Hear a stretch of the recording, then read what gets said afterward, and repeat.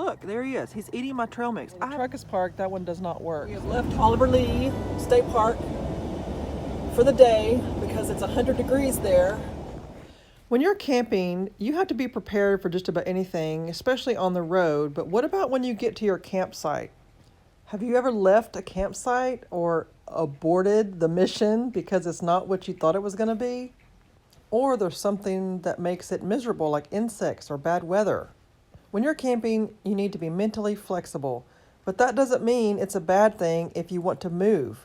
I'm going to talk about several different scenarios that I've come across since I've been camping, and the one at the end was pretty unique. This first issue I've run into is rain. This was Caddo Lake State Park in November, and it was raining when we got there in the afternoon. But I knew that the weather was supposed to clear, and it ended up being really nice, and we stayed with no problem. This next issue was a big lesson for me.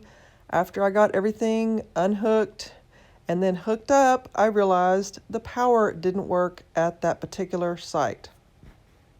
The reason why I say it was a mess, the lady at the front desk told me, just go pick a spot, you're already signed up. This was the Tab Rally in Terlingua.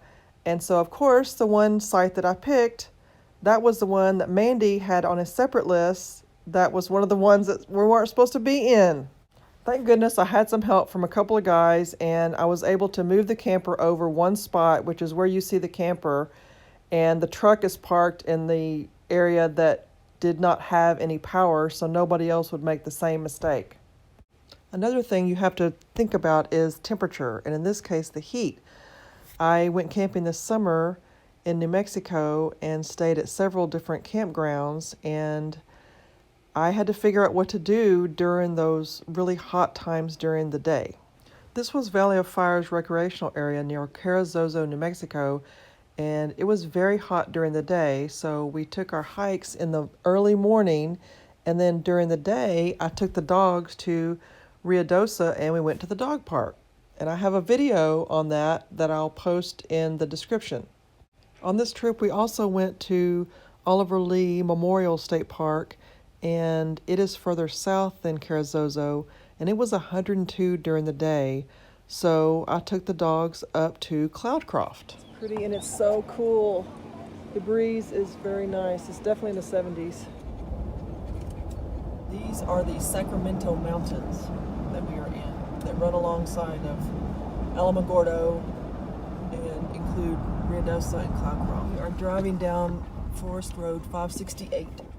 As you can tell, I really gained elevation just in probably 30-minute drive. So if you can do that, I highly recommend that to avoid the scorching heat. This one's Manzano Mountain State Park, and I thought it would be a lot cooler because it was about 5,000 feet, but it was very hot during the day. We didn't have any hookups, and I couldn't believe it, but the camp host offered us another site that was full hookup. It was another camp host site, and he moved us, which was so nice. So this was a really unique situation, and we were glad that he helped us.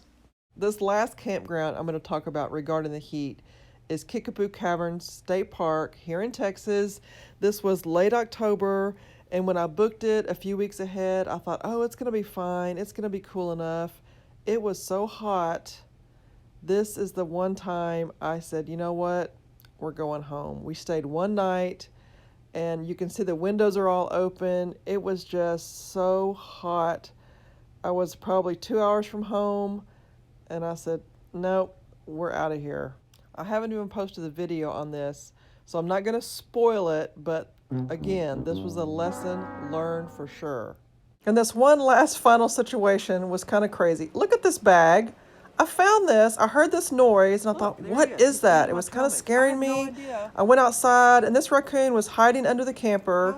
Sorry about the video. I was just, I was so shocked. He wasn't even scared of me. It was crazy. There were several of them throughout the night. The dogs were growling. They finally took off. We stayed at the campsite, but it was just really funny. Yeah, it's got pecan. Let me know in the comments below if you've ever left a campsite and what was the situation.